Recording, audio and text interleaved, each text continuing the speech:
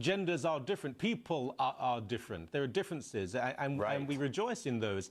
Anyone who has raised children, in fact, no, let me rephrase, not raised children, had children, knows that their differences are inevitable. There are stories, there are legion of girls being given masculine toys. There was a wonderful one that came out of, I think it was New Zealand, a little girl by some odd, weirdo, hippie parents, and she was given a train set. It was a boy's toy, and they couldn't find it. They finally discovered it under the bed, in a basket, wrapped in a blanket. She was using it as a baby. Yes. Right now there's a study that just came out in the UK where a woman has said for women to be equal to men, they need to forego bearing children and give their child-bearing potential over to science and technology.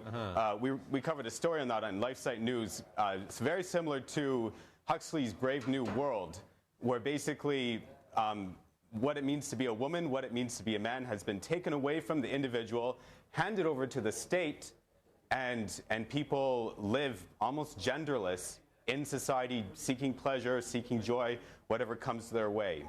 But if people want to be bizarre to themselves or to their partners, if there's consent, it's not really my business.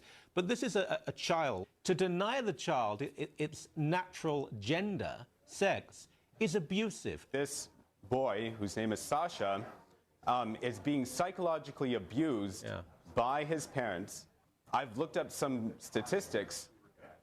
There was a study put out by the National Center for Gender Equality, and they teamed up as well as with the National Gay and Lesbian Task Force. And in 2010, they released a report where they interviewed 7,000 people who identified themselves as transgendered or had gone through an actual operation and had identified themselves as transsexual. They found, quote, a staggering 41% of these people had attempted suicide. And Walt Heyer is very clear about this. He himself was a young boy. His grandmother dressed him up in a dress, thinking it would be great to see this side of him, let him express himself as a girl. And he became confused as to whether he was a girl or a boy.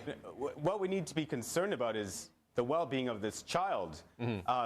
I think the parents are setting this child up for gender confusion.